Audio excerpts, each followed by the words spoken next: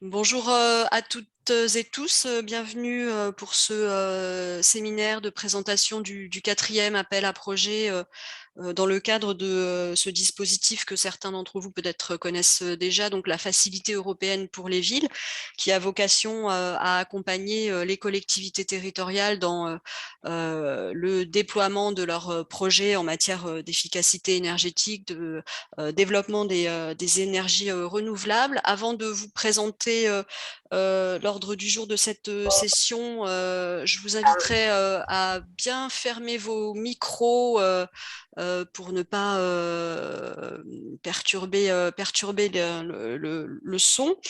Bien sûr, vous remercier toutes et tous pour votre présence. Remercier tout particulièrement Julie Alves-Louise qui représente la communauté urbaine du Havre Seine Métropole, qui reviendra un petit peu plus tard dans la matinée sur le projet qu'ils sont en train de déployer avec le soutien de la Facilité européenne pour les villes.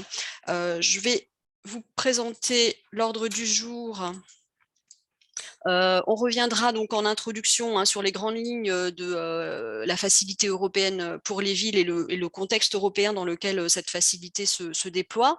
Rogelio Boniglia, qui est expert pour le programme EUCF pour la France, prendra dans un instant la parole. Il reviendra sur les critères d'éligibilité, d'évaluation, les modalités de soumission au dispositif EUCF.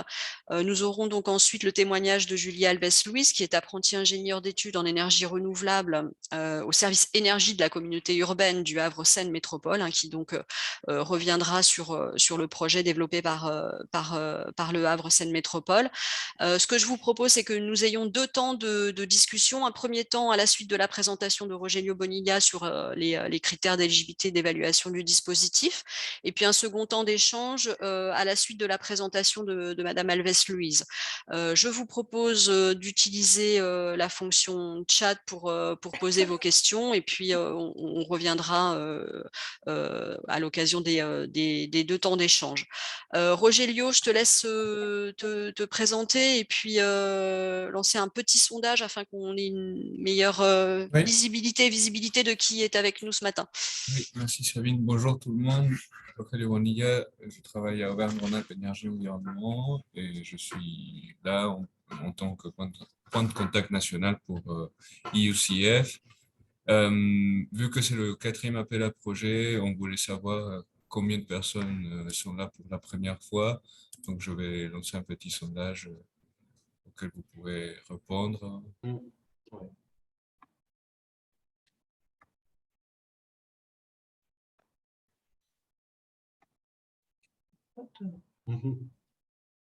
Ouais, la question, c'est première candidature à UCF, mais répondez surtout, est-ce que c'est la première fois que vous êtes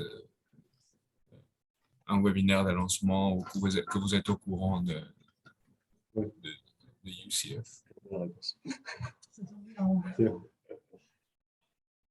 Donc globalement, on est avec des primo arrivants. On dirait.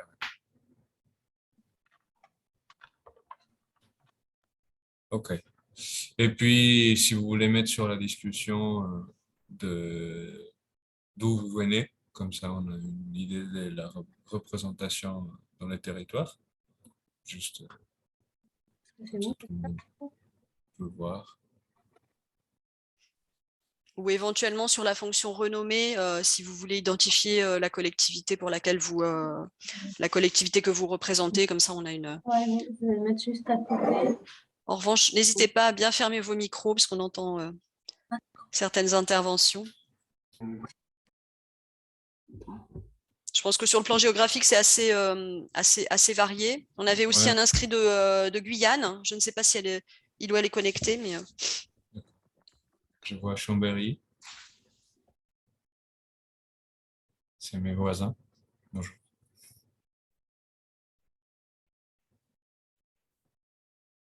Et je pense qu'on a à peu près tous les niveaux de collectivité aussi qui sont représentés ce matin. Okay. Bon, on laisse répondre, mais du Ok. coup, tu peux commencer. Je vais mettre fin au sondage ou tu mets fin au sondage. Je vous propose assez brièvement de revenir sur les grandes lignes du dispositif UCF et en particulier le contexte européen dans lequel ce dispositif est déployé, puisque vous le savez sans doute, on a un cadre européen en matière de climat et d'énergie qui est relativement ambitieux et qui pose des objectifs contraignants à l'horizon 2030 et la neutralité climatique à l'horizon 2050 en ligne avec les engagements internationaux pris à l'occasion de la COP climat de 2015. Ces objectifs sont revus à la hausse dans le cadre de l'initiative lancée par la présidente de la Commission européenne, le pacte vert européen dont vous avez sans nul doute entendu parler. Vous avez sur cette slide une présentation de cette grande stratégie européenne qui finalement va influer l'ensemble des politiques européennes, mais aussi les financements européens qui vont être déployés sur cette nouvelle période de programmation que nous démarrons, 2021-2027, avec l'idée de renforcer à la fois les outils budgétaires mis en contribution de la réalisation des objectifs européens en matière de climat et d'énergie et plus globalement en matière d'environnement, un renforcement des législations existantes et également le lancement de nouvelles initiatives. Sur la partie droite, vous avez quelques éléments sur la façon dont le pacte vert est en cours de déclinaison. On a eu l'adoption d'un certain nombre de stratégies et plus particulièrement celles qui nous intéressent liées au renforcement de l'efficacité énergétique, du déploiement des énergies renouvelables. On a par exemple la stratégie pour une vague de rénovation qui a été présentée en octobre 2020 par la Commission européenne avec là encore des objectifs extrêmement ambitieux en matière de rénovation du parc bâti à l'échelle de l'Union européenne, des exigences renforcées pour notamment les administrations publiques. Cette vague de rénovation est également déclinée dans un paquet de mesures extrêmement important sur lequel le Parlement européen est actuellement en cours de discussion. C'est le paquet Fit for 55, ajustement à l'objectif de 55%, qui lui contient un certain nombre de propositions réglementaires qui visent à la fois à réviser des réglementations existantes, par exemple en matière de recours aux énergies renouvelables, en matière d'efficacité énergétique dans les bâtiments, en matière de déploiement de l'efficacité énergétique dans un certain nombre de secteurs et ces dispositions sont actuellement en cours de discussion au Parlement européen. Dernière initiative, en tout cas en date, dont vous avez sans doute entendu parler, c'est l'initiative Repower EU, qui elle s'inscrit dans le contexte de la guerre en Ukraine et de l'impérieuse nécessité de réduire notre dépendance aux énergies fossiles russes, où là encore, la Commission européenne propose des nouvelles mesures en matière de renforcement des économies d'énergie, de déploiement des énergies alternatives, de diversification des sources d'approvisionnement énergétique de l'Union européenne afin de couper finalement cette dépendance énergétique vis-à-vis de la Russie. Donc un certain nombre d'initiatives qui visent aussi les collectivités territoriales et dont le potentiel d'action est reconnu dans l'ensemble des initiatives que j'ai mentionnées. Les collectivités territoriales sont clairement sollicitées pour participer à cet effort en matière de transition énergétique et climatique. Des enjeux de financement, notamment des investissements nécessaires à la réalisation de ces objectifs ambitieux qui sont là aussi bien identifiés. Je ne veux pas vous assommer de chiffres à ce stade, mais les propositions contenues dans le pacte vert avaient été évaluées à quelques 260 milliards d'euros par an d'investissements supplémentaires. La nouvelle initiative Repower EU, elle, mentionne un besoin d'investissement supplémentaire évalué à 210 milliards d'euros. Donc, bon, voilà, on est face à un enjeu colossal en termes d'investissement et en termes de financement. Aussi un enjeu lié à la capacité aussi pour les pouvoirs publics de monter des projets et finalement d'utiliser à bon escient ces financements qui sont relativement importants et qui ont vocation pour un certain nombre d'entre eux à atterrir dans les territoires. Des éléments effectivement qu'on retrouve dans le cadre financier pluriannuel, c'est le budget global de l'Union européenne pour la période de programmation 2021-2027. Redire qu'un effort supplémentaire par rapport à la précédente période de programmation est porté aux objectifs climatiques environnementaux, puisque au moins 30% des financements européens doivent être consacrés à la réalisation de ces objectifs climatiques environnementaux. On a bien sûr le plan d'investissement qui a été élaboré courant 2020, qui se traduit en France notamment par le plan de relance qui vient accompagner la sortie de crise liée à l'épidémie de Covid-19. Et donc là aussi, un engagement à soutenir la transition climatique, énergétique dans le cadre des financements qui vont être déployés. Et un objectif supplémentaire pour le coup de consacrer au moins 37% des financements à ces objectifs climatiques et énergétiques. Ce que je voulais... Alors sur mon écran, il y a un petit bug. Je ne sais pas si sur le vôtre, ça fonctionne correctement.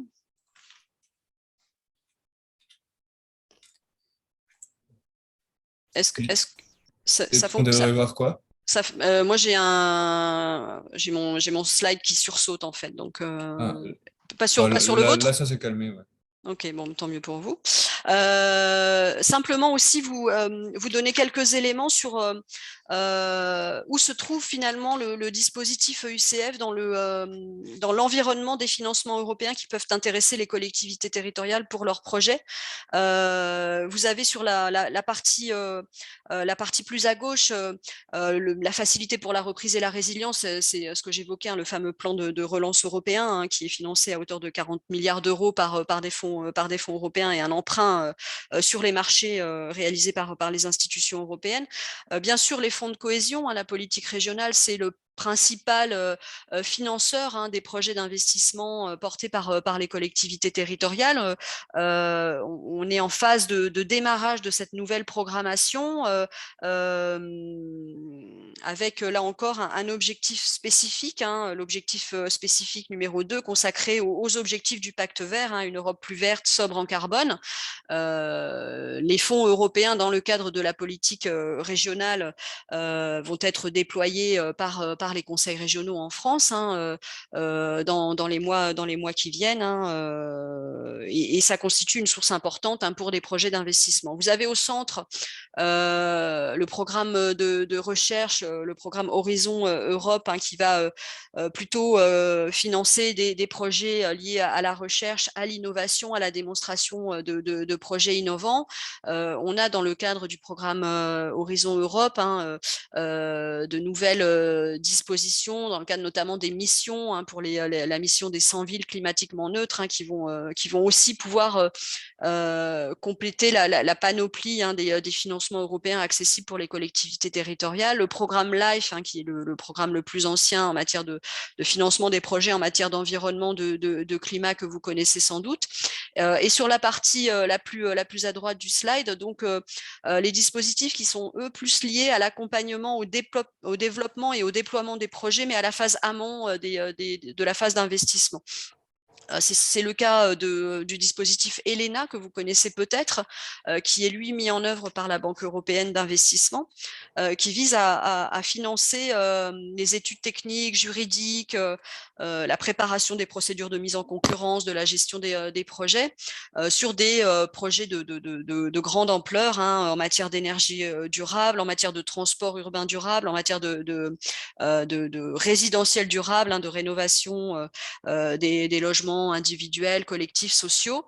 Et on peut dire que le dispositif EICF est un petit peu la petite sœur du dispositif ELENA, puisque il va intervenir sur voilà, des projets d'investissement de moindre ampleur, disons, et sur des modalités de mise en œuvre différentes, hein, du dispositif ELENA, puisqu'il est mis en œuvre dans le cadre d'appel à projets. Ce que je voulais dire aussi sur ces différents dispositifs financiers, bien sûr, ils se caractérisent par des modalités de mise en œuvre très différentes, hein, une mise en œuvre par exemple les conseils régionaux dans le cadre de guichets ou d'appels à projets pour la politique régionale, et puis dans les autres cas, on est plutôt dans le cadre de mise en œuvre via des appels à projets européens, hein, où il y a une concurrence européenne qui s'exerce.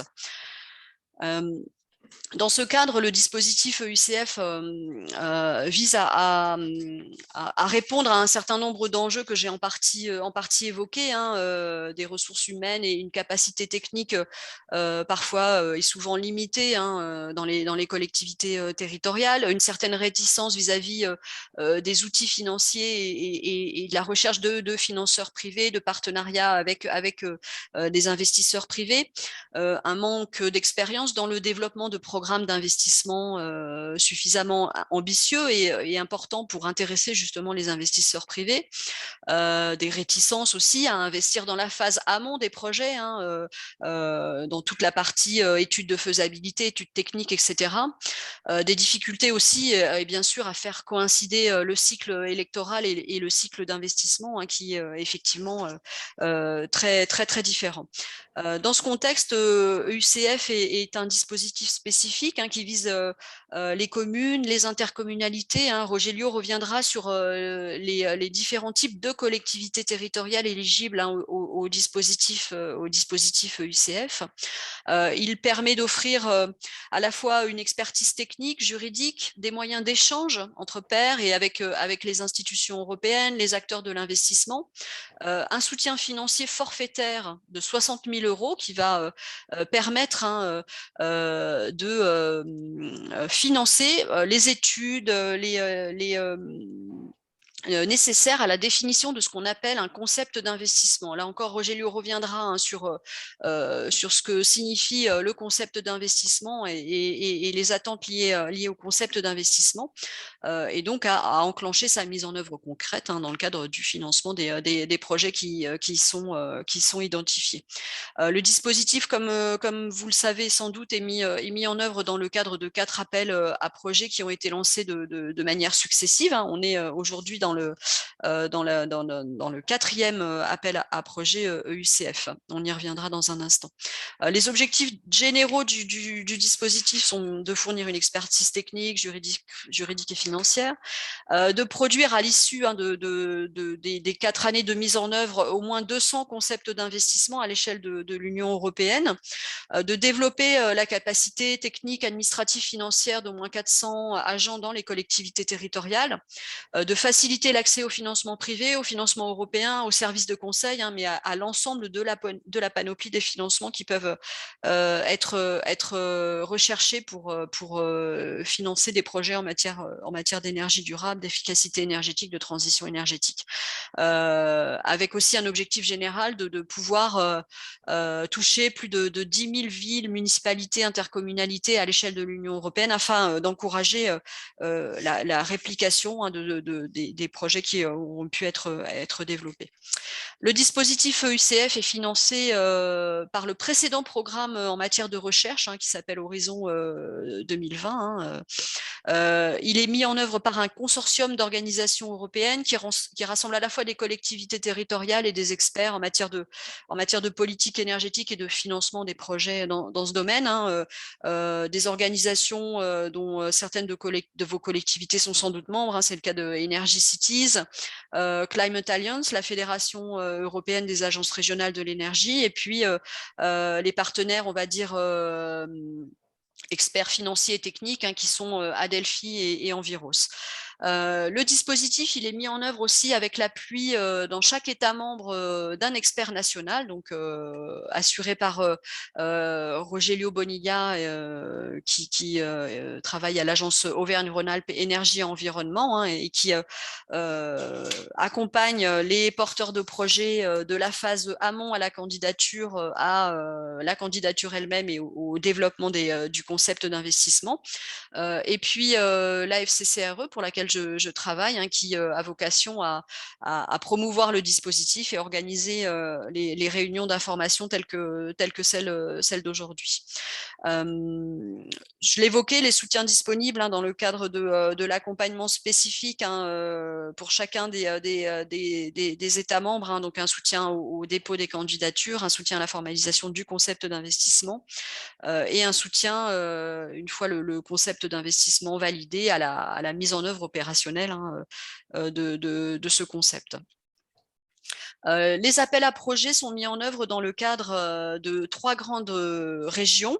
Il y a un seul appel à projet qui couvre l'ensemble des États membres. En revanche, chaque région va bénéficier d'une enveloppe financière dédiée et d'un nombre de projets dédiés. Donc la France est dans la région nord-ouest, avec un certain nombre d'autres pays concernés. La question a souvent été posée de savoir pourquoi le Royaume-Uni, qui n'est plus membre de l'Union européenne, était éligible à ce dispositif. Le dispositif est financé dans le cadre du précédent programme de recherche, et donc à l'époque, le Royaume-Uni était encore membre de l'Union européenne, et donc bénéficie à ce titre de ce dispositif, et à l'échelle de l'Union européenne, 31 pays sont concernés. On va au-delà de l'Europe, de l'Union européenne institutionnelle, puisqu'on a également les pays de l'espace économique européen. L'appel à projet qui nous intéresse, donc c'est le 4e, il est ouvert depuis le 9 juin. Il se clôturera le 30 septembre prochain à 17h. Dans le cadre de ce 4e et dernier appel à projet, 9 projets seront sélectionnés pour la région qui nous intéresse, la région nord-ouest. Donc un certain nombre de projets ont pu être financés dans le cadre des précédents appels à projets, mais pour cette fois-ci, on est à 9 projets qui seront sélectionnés dans le cadre de l'appel à projet. Simplement, brièvement, avant de donner la parole à Rogelio, vous redire comment se déroule le parcours dans le cadre de la candidature UCF et de la mise en œuvre du concept d'investissement une fois que les lauréats auront été retenus. Là, on est dans la phase avant soumission. La phase de soumission est un petit peu plus... là, il est mentionné 2 mois, mais là, en l'occurrence, les candidats vont bénéficier d'un temps un petit peu plus important pour formaliser et déposer leur candidature. Les membres du consortium ont, je pense, souhaité tenir compte aussi de la période estivale, pour permettre aux collectivités intéressées de disposer d'un petit peu plus de temps. Une fois les lauréats désignés et la convention de subvention signée, les bénéficiaires recevront un acompte sur le soutien financier, un acompte de 70% de la somme forfaitaire.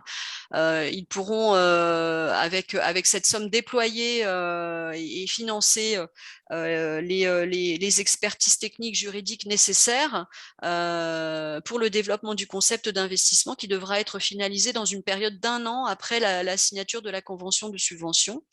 Et ce concept d'investissement devra être déployé. Ça n'est pas une obligation de résultat, mais en tout cas, l'idée est quand même de mettre en œuvre les projets définis et précisés dans le concept d'investissement dans les 24 mois qui suivent l'adoption du concept d'investissement. Je ne sais pas s'il y a des questions à ce stade. Je regarde également le chat, je ne vois pas de questions particulières à ce stade. Je vous propose de continuer. Rogelio, je te laisse la parole, je mets fin à mon partage d'écran. Très bien.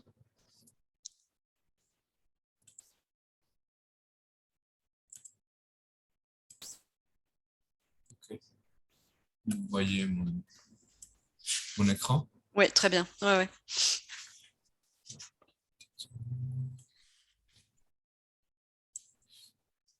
Ok, donc on va passer maintenant aux résultats du premier, deuxième et troisième appel à projet.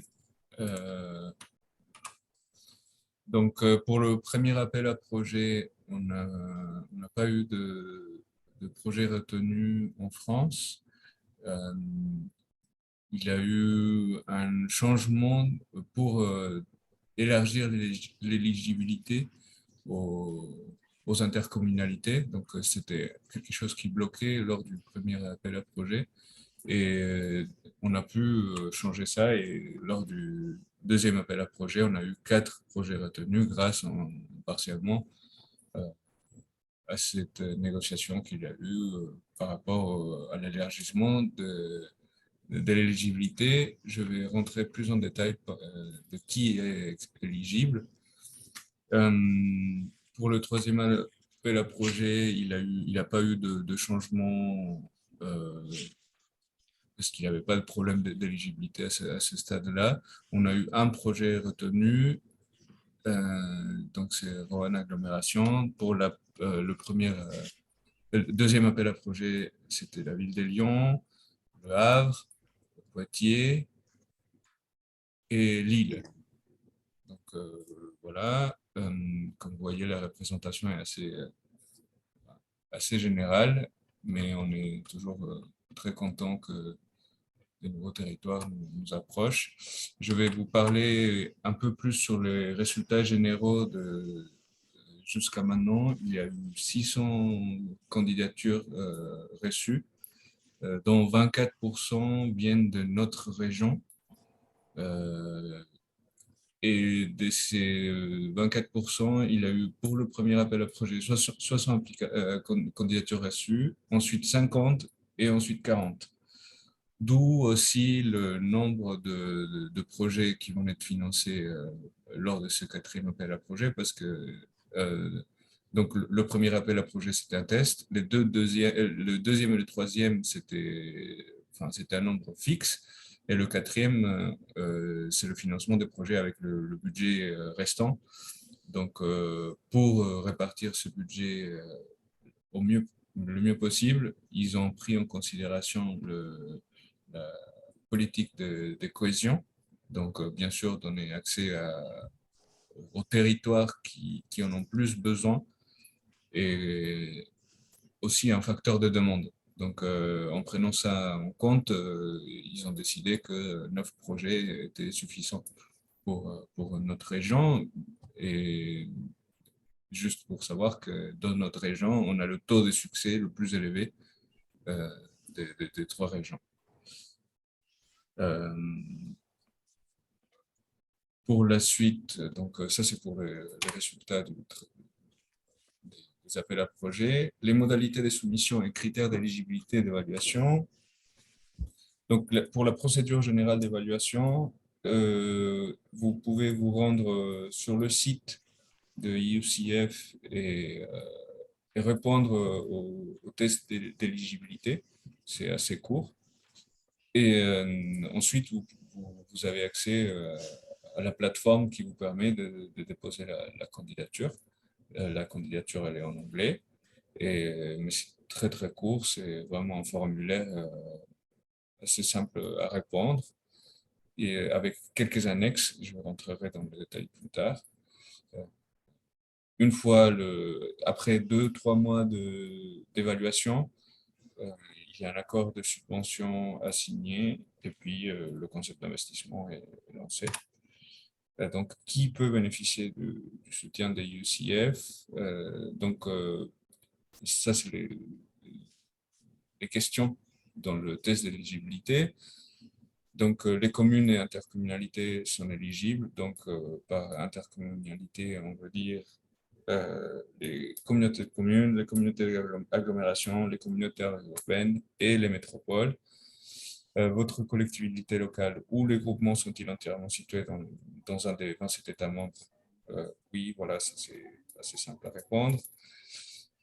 Vous devez disposer d'un plan énergie-climat ou similaire, déjà approuvé, déjà signé. J'entends une personne qui a son micro ouvert, s'il vous plaît. OK. Donc, ça, c'est quelque chose qui nous revient souvent. On nous demande s'il est en phase d'approbation, le plan climat. Non, le plan climat, il doit être déjà signé. Il n'y a pas d'exception, il n'y a pas de contournement.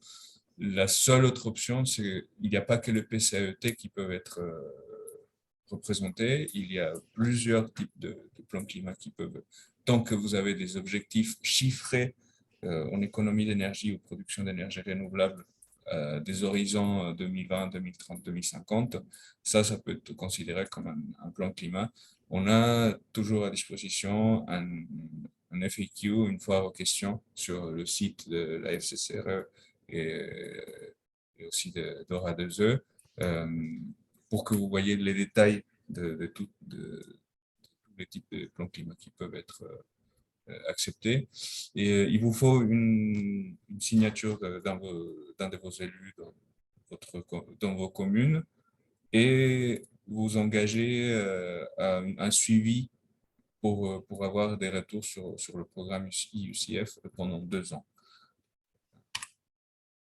Donc, pour l'éligibilité, comme j'avais dit, les intercommunalités, les groupements de collectivités, ça c'est un avantage qu'on a en France parce que qu'on a les intercommunalités, les groupements, ils sont déjà créés et ça c'est exprimé dans le cadre des UCF que plus il y a des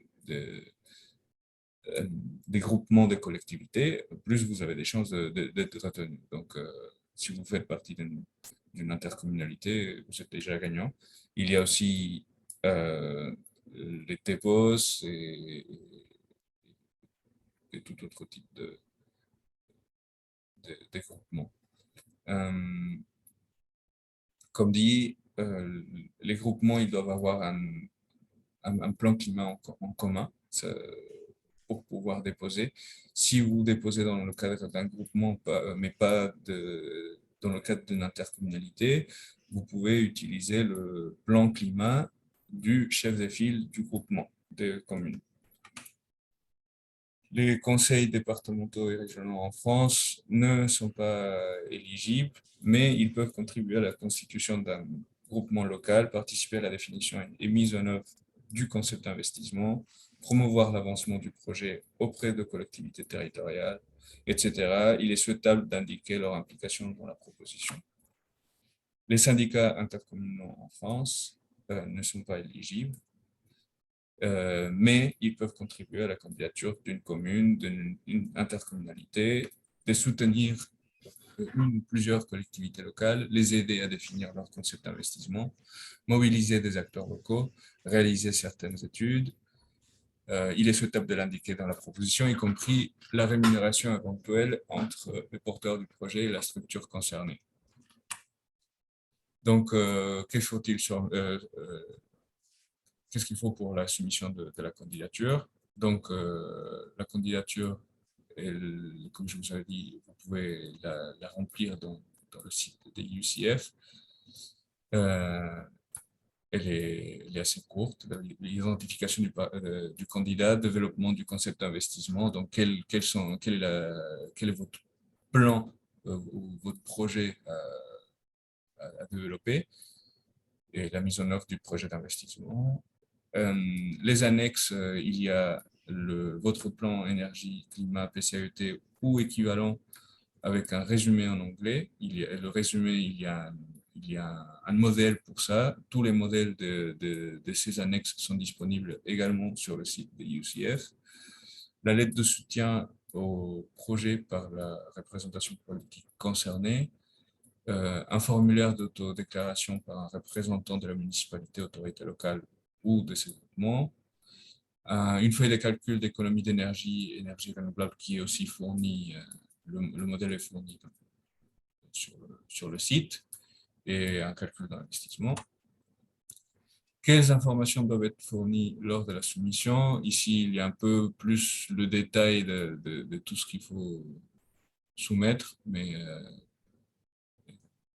donc c'est ici où, si vous avez la question de est-ce que vous êtes éligible, si vous avez toujours la question, la liste d'éligibilité, elle est limitée parce que c'est des cases, enfin, c'est une liste déroulante sur la candidature.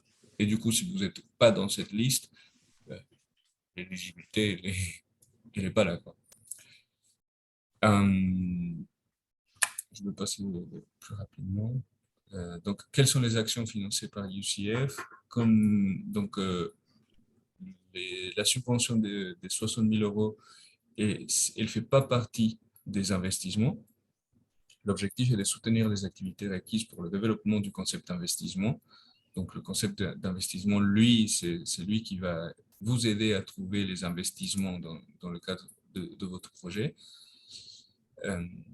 Donc, les actions financées sont des études de faisabilité, des analyses techniques, analyses juridiques, études sociales, études de marché, analyses financières, etc.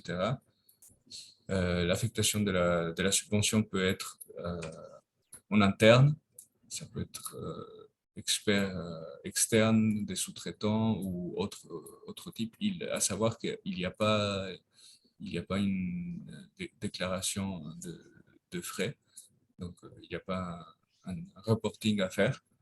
Vous pouvez être soumis à des audits, mais ils ne sont pas systématiques, donc on vous recommande juste de garder une trace de vos dépenses. Voilà. Comment sont évaluées les candidatures?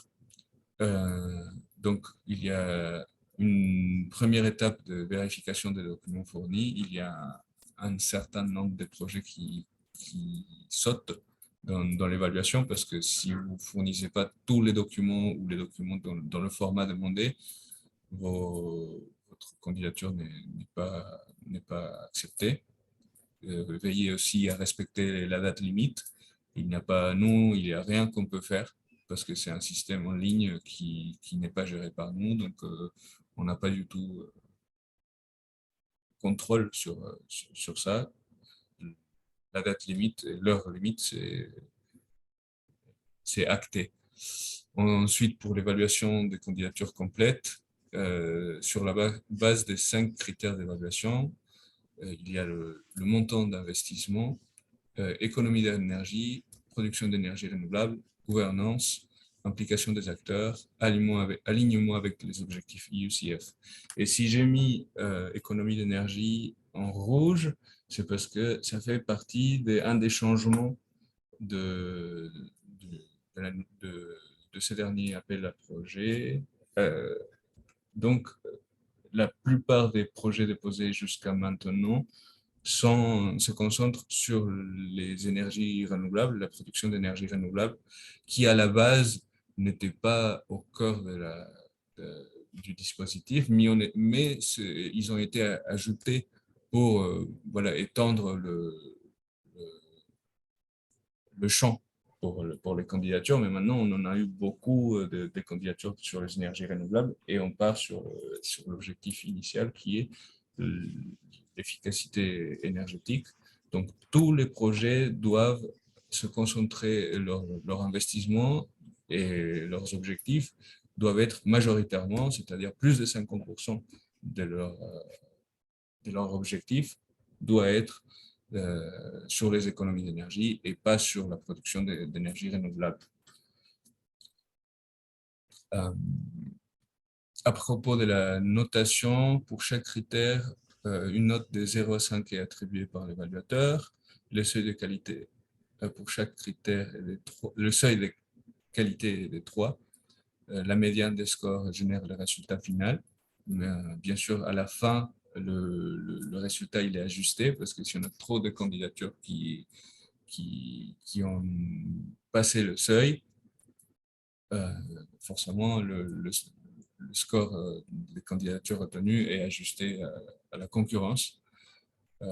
Et chaque candidat reçoit un rapport d'évaluation. Ça, c'était surtout pertinent pour les appels à projets précédents parce qu'on pouvait toujours redéposer votre candidature et utiliser cette évaluation pour améliorer votre candidature.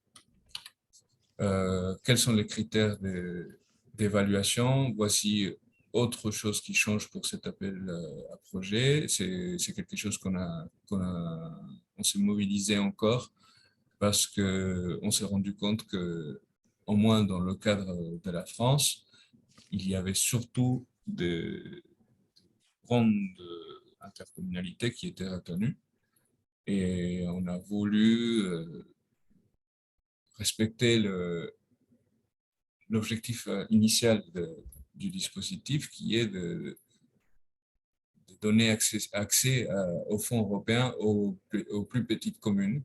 Et donc, on s'était rendu compte qu'il y avait trop de poids sur la taille de l'investissement et on a rééquilibré ça aussi par rapport le côté qualitatif de la proposition. Donc maintenant, les économies générées et le montant d'investissement pèsent 50% et 50%, et les aspects quantitatifs pèsent également le même poids que la partie qualitative. Ça, c'est pour les critères d'évaluation. Je ne sais pas si vous avez des questions à ce sujet, vu qu'il y a Ouais, quelque chose qui ont changé. Oui, excuse-moi, hein, Rogelio, je reviens sur les commentaires et les questions dans le fil de discussion. On a une question, mais je pense que tu y as en partie répondu sur le fait que les économies d'énergie étaient obligatoires dans la candidature, hein, c'est ce que tu évoquais sur Obligatoire et elles doivent dépasser les 50%. Donc, et elles sont... c'est lié justement à une deuxième question liée à ce fameux seuil de 50%. La question est de savoir si c'est 50%, plus de 50% en investissement ou en résultat d'économie d'énergie par rapport à la production d'énergie renouvelable. Est-ce que c'est clair? Je pense que Ouais. si cette fameuse obligation d'avoir plus de 50% en matière d'efficacité énergétique par rapport aux énergies renouvelables, elle pèse sur le résultat des projets d'investissement ou sur les investissements, le montant des investissements en fait. J'espère que j'ai bien traduit la question si la personne qui a posé souhaite prendre la parole. Ben, la réponse, il me semble, c'est donc, les économies d'énergie, pas sur l'investissement. Mais ça va aussi se refléter. Bien si vous voulez vous focaliser sur les économies d'énergie ou production d'énergie renouvelable, plus votre projet sera penché sur les économies d'énergie, plus il sera bien noté. Oui. Donc, sachez que stratégiquement,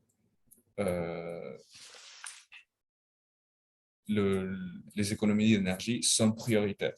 Donc, si vous jouez sur cette interprétation, dans tous les cas, les candidatures qui vont se focaliser plus sur les économies d'énergie vont être mieux notées. Une autre question du Grand Reims sur la subvention et l'utilisation de la subvention des 60 000 € est-elle versée par projet ou par année sur la durée du projet? Elle est versée par projet une fois que la candidature est retenue et votre grant agreement est signé. vous recevez 70% de du forfait. Et à la fin du développement du concept d'investissement, si lui, il est validé, vous recevez le reste de la subvention.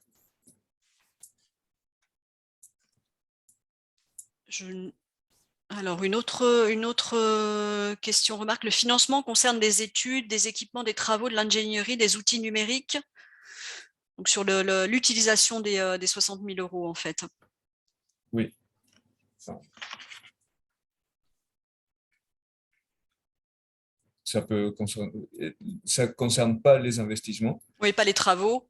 Non, ça concerne que les travaux, c'est des investissements. Donc, c'est uniquement des études, du temps passé, des sous-traitances, pas des équipements. Je ne vois pas d'autres. Ah oui, une autre question. Est-il possible de n'être que sur l'aspect économie d'énergie ou très majoritairement? Non, non, c'est possible de faire que économie d'énergie, bien sûr.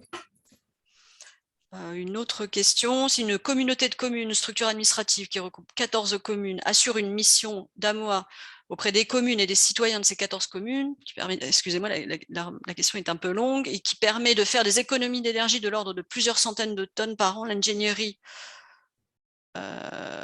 entre-t-il dans le cadre de cet appel à projet? Je vais lire directement.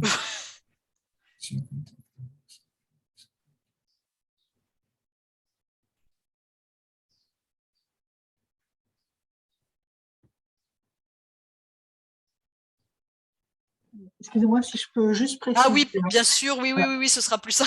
En réalité, voilà, nous sommes une structure administrative qui s'appelle un territoire où on regroupe 14 communes. D'accord ? Donc, on assure une mission d'assistance à maîtrise d'ouvrage de façon à permettre, si je prends le niveau le plus bas, aux citoyens de réaliser des économies d'énergie par de la rénovation. Oui, mais ok, allez-y, désolé. Et donc, cette mission d'assistance à maîtrise d'ouvrage auprès des communes et des citoyens pour les accompagner dans des travaux qu'ils réaliseront. Mais nous, ce que l'on porte, c'est toute l'ingénierie. Oui, mais votre projet, il est déjà lancé. Oui. Voilà, nous, le but de UCF, c'est de développer des nouveaux projets, des nouvelles initiatives et à travers ces initiatives, de déclencher des investissements. S'il y a un modèle qui existe déjà et que vous souhaitez juste financer votre boîte à outils ou votre one-stop shop, c'est pas, on n'est pas en train, c'est pas un financement au fonctionnement de quelque chose qui existe déjà. Le but, c'est de déclencher des nouveaux investissements. Oui, alors justement, cette mission a été réalisée dans une commune pendant 2 ans, d'accord, dans une commune, une des 14 communes.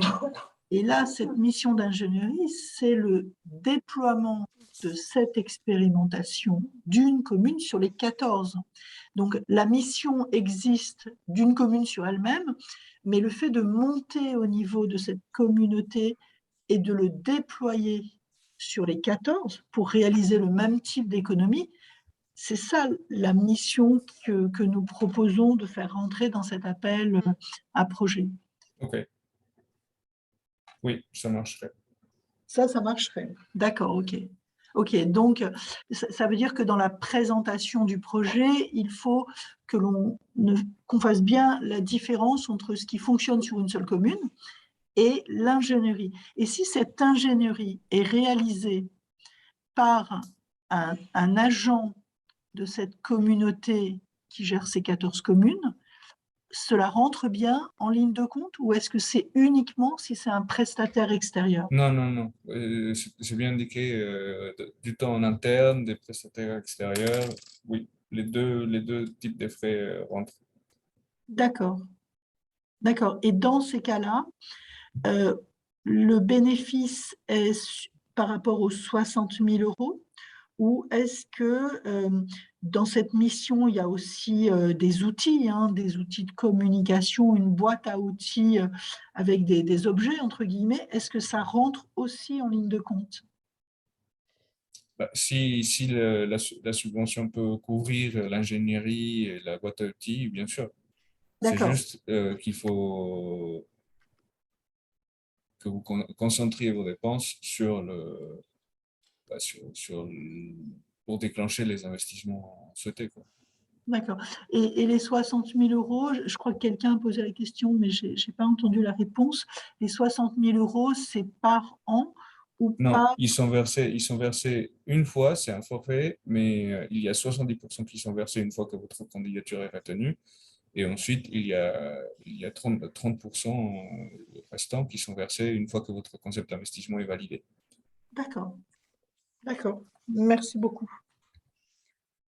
Je ne vois pas d'autres commentaires, questions. Très Je bien. reviens juste sur le premier commentaire qui était de l'agglomération de La Rochelle, hein, sur le nombre assez faible finalement de projets, hein, qui sera retenu dans le cadre de ce quatrième appel à projet.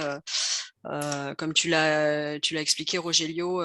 Oui, mais on n'a C'est jamais eu beaucoup de candidatures déposées. Donc, au final, ça voilà, ouais. nous. C'est sans doute aussi une des conséquences du fait qu'il y ait qu'il y ait eu peu de candidatures, en tout cas Ouais, pour certains États membres de cette ouais. région nord-ouest. Et Une du autre. coup, Oui, bah, pardon, vas-y, juste pour excuse-moi. relancer là-dessus, peut-être que c'est le moment d'annoncer qu'il y aura. Ce sera pas Effectivement. finalement le dernier appel à projet. Euh, on va continuer cette démarche. Donc, ça va commencer, je ne sais pas si en novembre ou janvier. C'est pas, enfin, j'ai pas les informations officielles, mais je suis en mesure de vous dire que le quatrième ne sera pas le dernier appel à projet des UCF. Euh, il resterait sûrement plus d'informations à ce sujet, mais voilà. Maintenant, il faudra déposer plus de candidatures pour qu'on ne réduise pas le nombre de projets qui sont retenus par région. Donc, voilà, Ouais, c'est à vous de jouer, quoi. c'est plutôt une excellente nouvelle de savoir qu'il y aura sans doute voilà, d'autres opportunités Voilà. de se positionner dans de futurs appels à projets. Une autre question, alors un instant, ce que ça.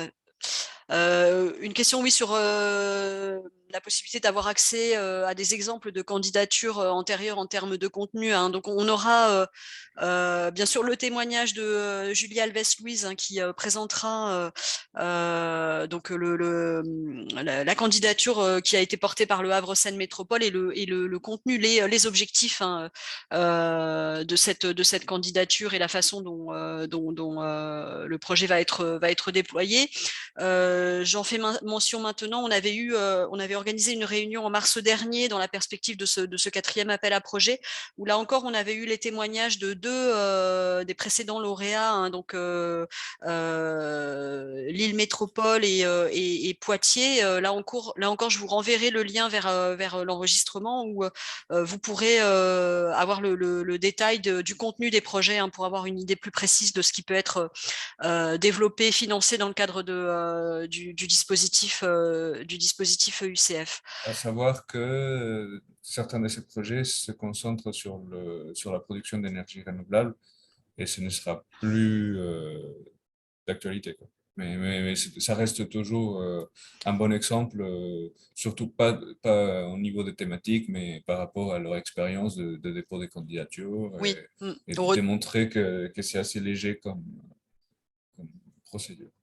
Une question, oui, sur les prochains appels, hein, donc UCF point 2, enfin 2.0, on va dire, s'ils seront toujours financés par le programme Horizon Europe ou un autre programme. Life. Ce sera, oui, le programme, l'instrument financier pour l'environnement, hein, qui financera les prochains appels à projets dans le cadre de UCF.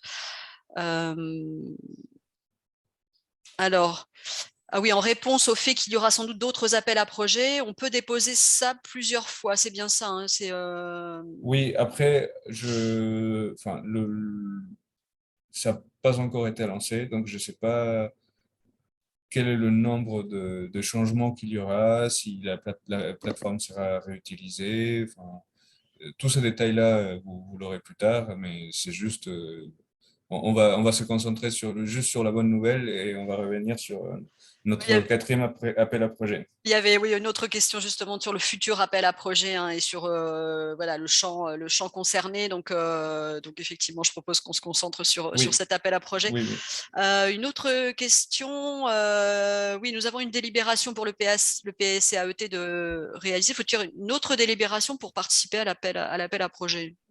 Non, non, c'est pas le cas. Hein.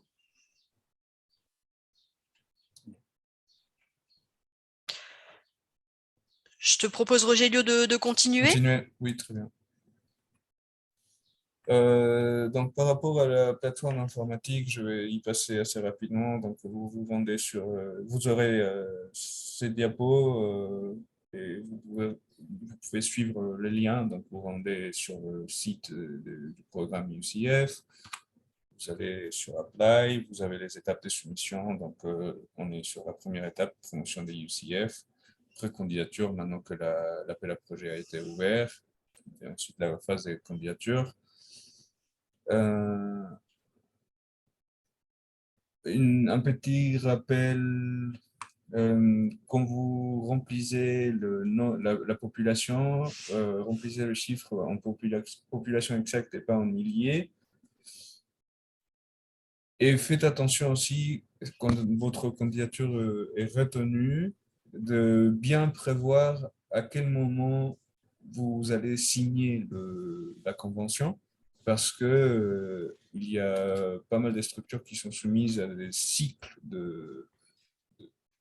quand vos élus se réunissent et peuvent signer votre candidature, sachez bien il faut prévoir à quel moment vous signez euh, le Grant Agreement.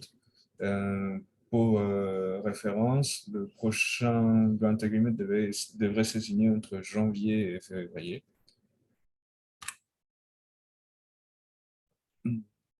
Donc, qu'est-ce que c'est le concept d'investissement et comment y arriver? Le concept d'investissement est un document qui traduit une idée de projet d'investissement en langage financier afin de mobiliser des financements pour sa réalisation. L'objectif du concept d'investissement est de fournir aux investisseurs et aux institutions financières les informations nécessaires pour évaluer un projet d'investissement de manière simple et rapide. L'autre objectif, c'est de transformer les plans climatiques et énergétiques en dossiers d'investissement solides et faciliter ainsi l'accès au financement pour les collectivités locales et les entités publiques locales. Comment est structuré le concept d'investissement? Donc, c'est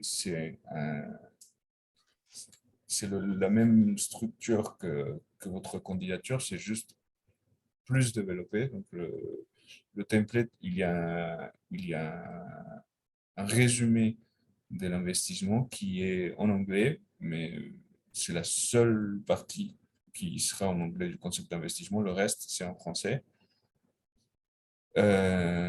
Ensuite, il y a le cœur du concept d'investissement, donc la description de l'investissement, la promotion des acteurs locaux, l'analyse juridique, l'analyse économique financière et le plan d'investissement à la fin. Les annexes, il y a une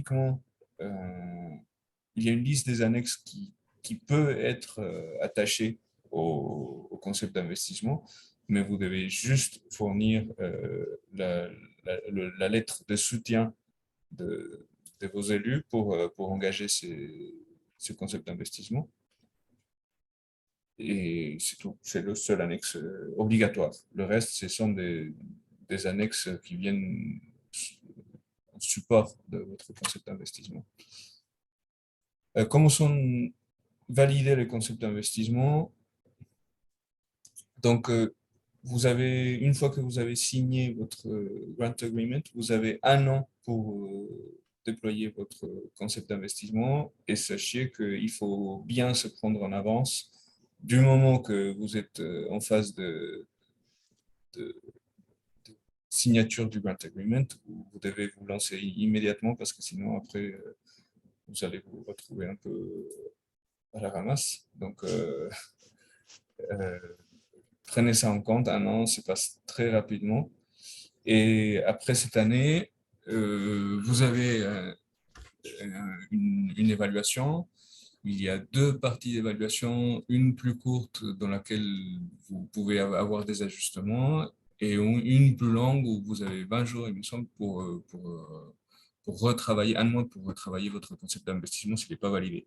C'est très possible que vous devez retravailler votre concept d'investissement parce que, bien sûr, les ambitions de la candidature et la réalité du terrain ne sont pas toujours cohérentes. Donc, vous devez justifier ces changements. Comment vous pouvez minimiser le nombre de changements que vous faites? C'est en restant en contact avec moi. Et on peut toujours faire des navettes. Vous pouvez me poser des questions pour savoir si vous êtes toujours dans les lignes de votre concept d'investissement.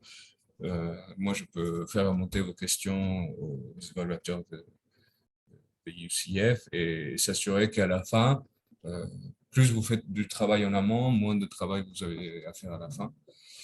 Et une fois le concept d'investissement validé, vous recevez le reste de votre somme forfaitaire. Si votre concept d'investissement n'est pas validé au deuxième round d'évaluation, vous devez soumettre un document de non-development qui est plutôt obligatoire parce que si vous ne le soumettez pas et il n'est pas validé, vous ne recevez pas le reste de la subvention et s'il n'est pas validé ou si vous ne le rendez pas, vous devez rendre les 70% de la subvention versée initialement. Il y a aussi un Investor Network qui peut vous aiguiller dans votre travail, dans votre développement du concept d'investissement, auquel vous pouvez vous enregistrer à travers le lien suivant. Si vous avez des questions, vous pouvez toujours contacter le Helpdesk qui se trouve aussi sur le site de UCF. Ils sont très réactifs. Et vous pouvez aussi me contacter moi. Et si je n'ai pas la réponse, je vais leur poser la question à eux. Voilà. S'il y a plus de questions. Je reviens à Rogelio, on avait une question de nouveau sur les candidatures dans le chat, notamment posée par la métropole de Lyon. La question était de savoir si en gros la métropole pouvait candidater, éventuellement être lauréate dans le cadre de UCF, sachant que la ville de Lyon, elle, est déjà bénéficiaire dans le cadre d'un précédent appel à projet du dispositif. Ou est-ce que de ce fait, voilà, ça rend une candidature et une acceptation de la candidature de Lyon Métropole plus compliquée ou impossible en fait? Il faut que je vérifie. Donc, tu reviendras vers la métropole de Lyon afin de préciser ce point. Ok. Est-ce qu'il y a des questions sur les éléments présentés à l'instant par Rogelio sur les modalités de soumission? Je ne vois pas de questions, de remarques particulières dans le chat. Oui, ok. Si ça n'est pas le cas, je propose qu'on passe à la partie témoignage. Je vais reprendre la main sur le diaporama.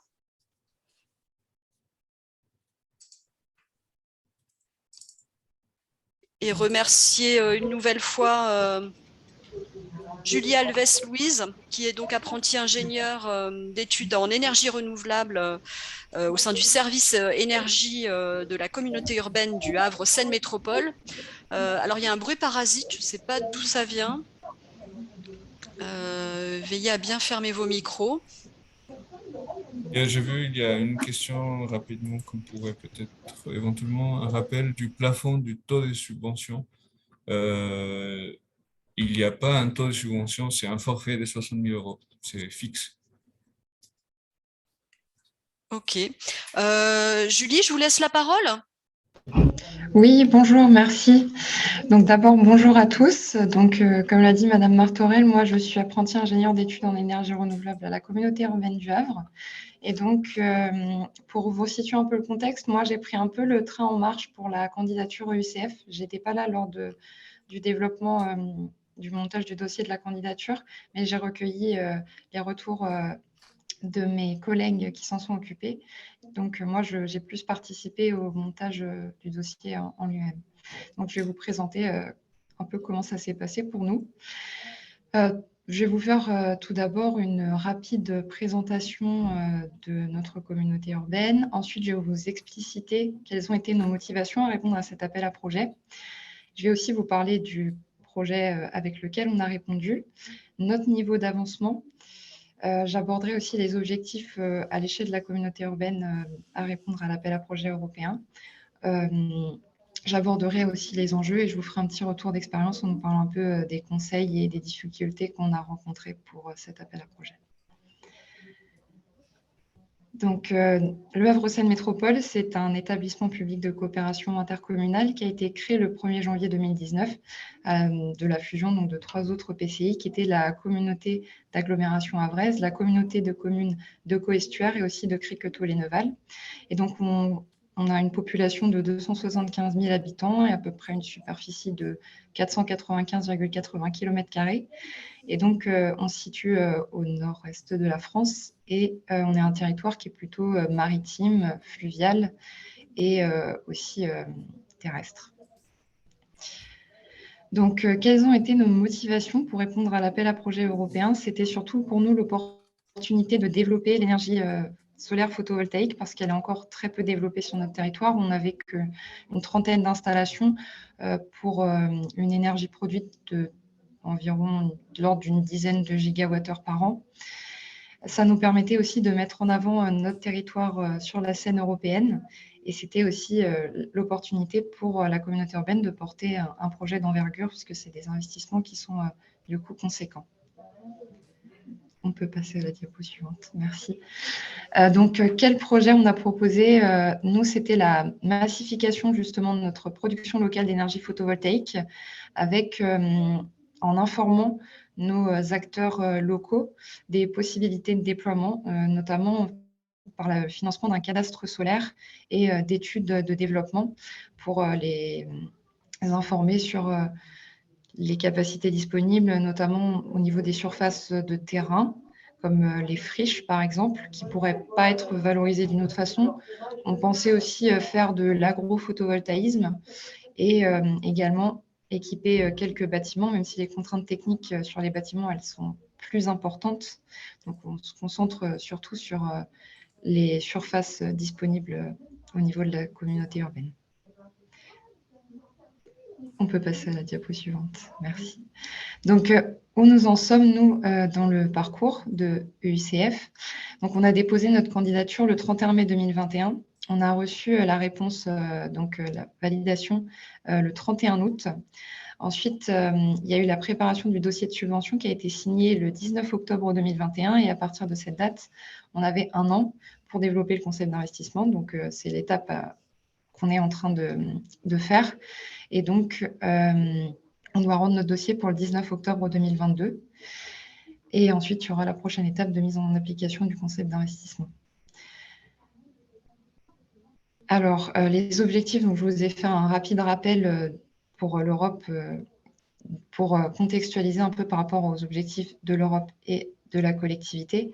Pour l'Europe, c'est développer le réseau de projets d'investissement. Et donc, nous, au niveau de la collectivité, ça va être surtout de développer l'économie verte, de sensibiliser les citoyens aux projets d'énergie renouvelable et aussi de promouvoir les investissements locaux et de soutenir justement cette dynamique de projet pour vraiment montrer l'implication de la communauté urbaine dans la transition énergétique et faire participer au maximum nos citoyens pour qu'ils soient surtout sensibilisés aux objectifs de neutralité carbone de 2050 et qu'ils puissent s'impliquer eux-mêmes dans les projets. Alors, quels sont les enjeux? Donc, pour nous, ça va être d'encourager les investissements des acteurs privés, surtout sur le territoire.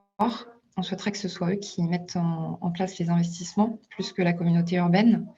Et donc, on voudrait, comme je vous l'ai dit, impliquer les citoyens par exemple, des plateformes de financement participatif, mais pas seulement. On souhaiterait aussi qu'il y ait des citoyens qui s'investissent eux-mêmes dans des projets de développement des énergies renouvelables.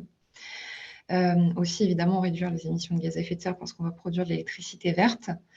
On veut à tout prix que les futurs prestataires qui vont répondre à notre appel à projet, enfin à notre projet de développement des panneaux solaires photovoltaïques, pardon, ils soient au fait de faire attention à la biodiversité parce que c'est vraiment quelque chose qui est important pour nous. On ne veut pas dénaturer les espaces, on veut préserver l'environnement. Donc, c'est pour ça qu'on voudrait s'orienter plutôt vers de l'agrophotovoltaïsme, voire aussi de l'agrivoltaïsme, pour éviter qu'on ait une sorte d'usine à gaz avec vraiment que des panneaux solaires photovoltaïques pour développer du solaire photovoltaïque. On veut aussi qu'il soit pris en compte. L'écologie, c'est important. Donc, on veut aussi produire une énergie locale, évidemment, ce qui va nous permettre aussi d'être plus autonome au niveau de l'énergie sur le territoire. Et donc, on a créé une charte pour les futurs prestataires pour qu'on donne les directives pour s'implanter sur le territoire de la communauté urbaine afin que tous les critères que je viens de vous citer soient bien respectés et qu'il n'y ait pas de dérive. Alors, pour un petit retour d'expérience, alors pour le montage du dossier de candidature, mes collègues ont remonté la nécessité d'avoir une transversalité entre les services qui vont s'occuper du montage du dossier. Donc, pour nous, c'était le service climat, énergie et aussi finances publiques. Donc, il a fallu vraiment qu'ils se coordonnent, qu'ils donnent les différentes tâches que chacun devait faire. Aussi, il y a eu des recroisements entre tout le monde pour la relecture des dossiers, s'assurer que les idées étaient bien en adéquation. Et ça a permis vraiment de s'organiser au mieux pour répondre à la candidature UCF. Je voulais vous faire aussi un petit retour sur l'accompagnement des interlocuteurs européens qui est vraiment super parce que les réponses, elles sont très rapides et ils ont une bonne maîtrise de la langue française. Donc ça, c'est bien. Au niveau des difficultés rencontrées, ça a été au niveau de l'anglais. C'est vrai que si ce n'est pas une langue qu'on maîtrise vraiment, c'est plutôt compliqué.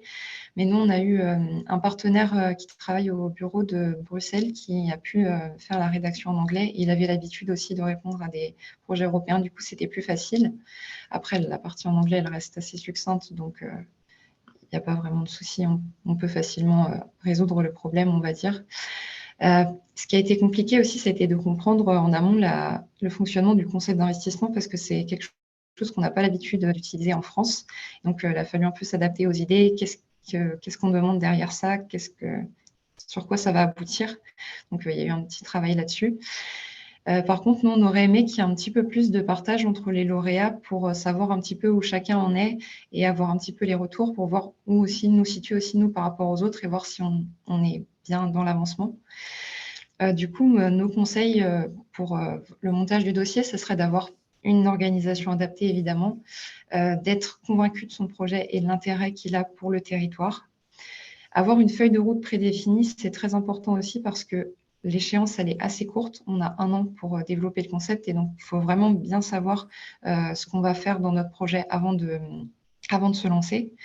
Il faut aussi être précis, évidemment, concis et cohérent avec le besoin de l'appel à projet européen EUCF et avoir des arguments pour la pertinence du projet. Enfin, faire preuve de réactivité aussi dès que les résultats sont annoncés parce qu'il y a un délai qui est court pour les signatures. Et je sais que nous, on a dû faire ça très rapidement pour la réponse du bureau communautaire. Ça a été un peu short, on va dire. Et donc, nous, on a travaillé aussi avec un assistant à maîtrise d'ouvrage pour développer le concept européen.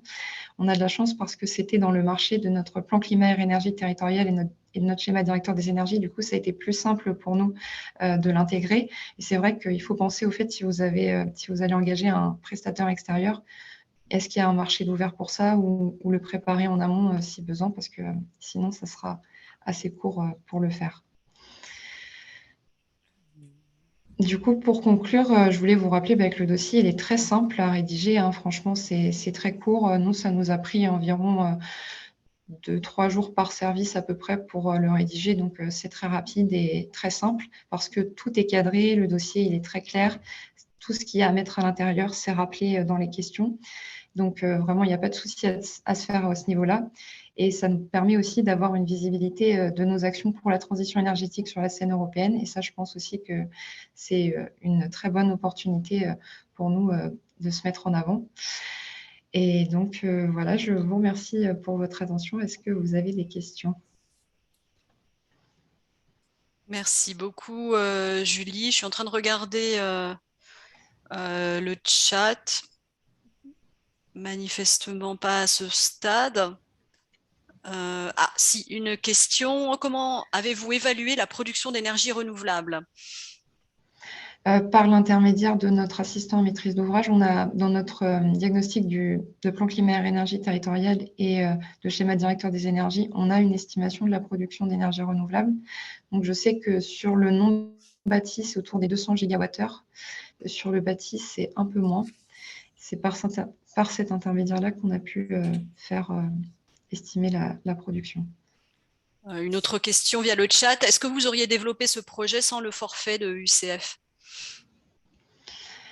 Oui, parce que c'était une des ambitions de notre schéma directeur des énergies. Ça fait partie en fait du plan d'action et EUCF a été, comme je vous dis, l'opportunité pour nous de le faire. Bien évidemment, ça nous a permis d'avoir une opportunité. Ça nous a permis justement de le faire, mais on l'aurait fait même sans UCF parce que ça fait partie de notre plan d'action de développer les énergies renouvelables. Une remarque sur concept d'investissement qui ne nous semble pas assez clair, c'est ça, hein, Madame Mahmoud? Oui, tout à fait. Parce qu'effectivement, c'était une difficulté que vous avez rencontrée. Et là, nous qui sommes tout débutants, en ayant écouté la présentation, ça ne nous semble pas clair non plus. Donc, vous qui l'avez vécu, est-ce que vous pouvez nous préciser un petit peu, nous le formuler, s'il vous plaît? Oui, en fait, le concept d'investissement, c'est une traduction en fait, financière d'une mise en place de projet. En fait. C'est un peu comme ça qu'on l'a compris. Ça nous permet d'avoir un schéma pour déterminer les projets qu'on souhaite développer pour faire, par exemple, de l'économie d'énergie ou des énergies renouvelables. Nous, c'était plus pour les énergies renouvelables pour le coup. Et ça nous a permis, ce concept d'investissement, ça va nous permettre par exemple, plus tard, on a une hypothèse de faire des appels à manifestation d'intérêt pour les prestataires photovoltaïques à partir du schéma de concept d'investissement de l'Europe. Est-ce que j'ai été assez claire ou... Si je reformule, ça signifie que vous avez défini un plan qui permet effectivement, en fonction de la mission que vous avez fait, de donner des objectifs et le mode de réalisation. Et c'est sur ce modèle-là que vous pouvez, je dirais, donner un petit peu un cadre pour, imaginons, une structure qui souhaiterait aussi implanter des panneaux solaires. C'est ça. Oui, c'est ça. On a fait une charte, oui, aussi pour les prestataires photovoltaïques qui ça va nous permettre de leur donner un concept qu'ils vont pouvoir reproduire. On est encore dans le montage du dossier, donc on n'a pas encore tout défini très clairement, mais ça va être dans cette idée, oui. Si je peux compléter On rapidement. on a vos coordonnées pour échanger en privé, on va dire. Oui, je peux vous les communiquer si vous voulez. Si vous en êtes d'accord, on transmettra vos coordonnées mail aux participants. Oui, pas de Si ça vous souci. convient, Oui. Julie? Ouais, d'accord. Oui, très bien. Merci Pas de souci. De rien. Oui, Rogelio, tu souhaitais compléter? Oui, juste le but du concept d'investissement, ce document, le but, c'est d'utiliser vos plans climat et d'avoir comme disait Julie, une interprétation financière. Et ce document-là, on devrait pouvoir l'amener devant les investisseurs ou même, pour certains d'entre vous, des projets européens. Par exemple, je pense à Elena que Sabine avait mentionné tout au début de cette présentation. Si vous souhaitez monter un projet Elena, IUCF peut être un point de départ qui vous aide à préparer le dossier Elena, qui est beaucoup plus complet, beaucoup plus lourd. Donc, et c'est l'interprète. Ce dossier, c'est toutes les questions qui sont posées par les investisseurs ou par les financeurs. Voilà. Est-ce qu'il y a d'autres... Ah, un instant. Plusieurs projets peuvent-ils être déposés?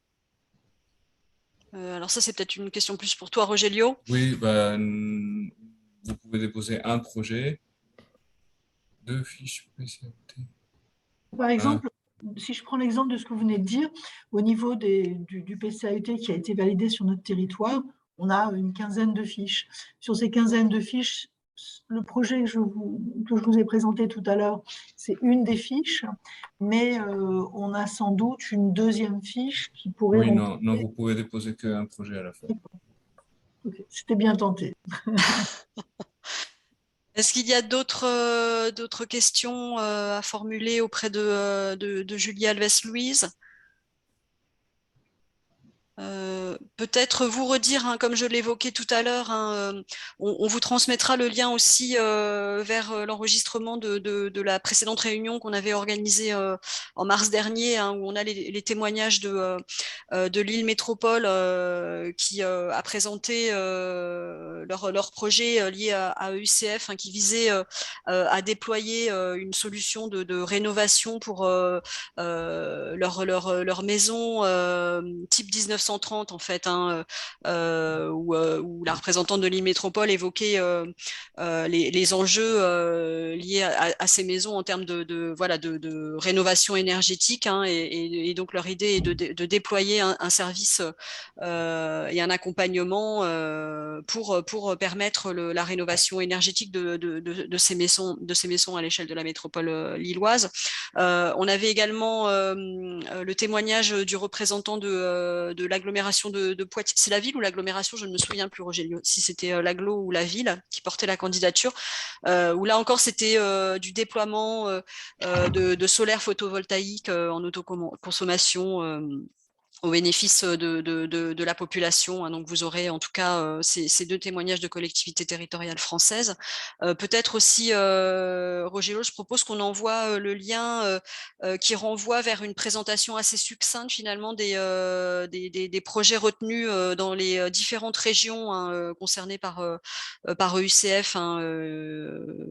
Il y a une petite présentation qui est disponible, hein, sur le site de UCF, donc ça Oui, peut oui, être oui. Dans ça le peut être site de aussi UCF, c'est tout, il y a un résumé de tous les lauréats. ça peut être éclairant aussi sur voilà ce que les différentes collectivités lauréates entendent développer avec le soutien de UCF. Ouais. Est-ce qu'il y a des remarques, des questions ou des précisions à apporter sur l'ensemble des éléments qu'on a pu vous fournir ce matin en vue du quatrième appel à projet? Je ne vois pas de remarques particulières dans le chat. On va peut-être conclure en avance, si je ne vois pas de remarques. Peut-être effectivement, hein, vous redire que l'enregistrement de ce séminaire ainsi que le support vous sera transmis, hein, par mail d'ici en début de semaine prochaine. On vous remettra aussi le lien vers le FAQ qu'évoquait Rogelio au début de son intervention, hein, qui contient un certain nombre de précisions, hein, sur les critères, les attentes dans le cadre du dispositif EUCF. Rogelio, je ne sais pas si tu souhaites apporter un complément.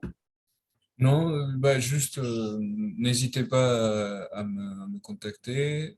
Je reste à votre disposition. Je suis normalement assez réactif. Donc, j'espère que vous allez déposer pas mal de candidatures pour motiver le prochain appel à projet pour qu'on nous donne Effectivement, plus ça de peut être projets. l'idée. Voilà. Ça peut être l'idée. Voilà. Parce que c'est très simple comme candidature, donc n'hésitez pas à vous lancer. Normalement, toutes les informations qui sont demandées existent déjà, il faut juste le poser sur la table. Je vous propose de conclure. Je vous remercie encore pour votre participation et votre réactivité. Merci encore Julie Alves-Louise pour votre Merci, Julie. témoignage. C'est toujours très précieux d'avoir voilà, des retours concrets et c'est toujours inspirant et très utile. Écoutez, je vous souhaite une bonne fin de journée et à très bientôt. Au revoir. Bientôt. Merci à vous. Bonne journée. Au Au revoir. revoir. Au Au revoir à tout le monde, merci. Bon courage et bon courage. Merci.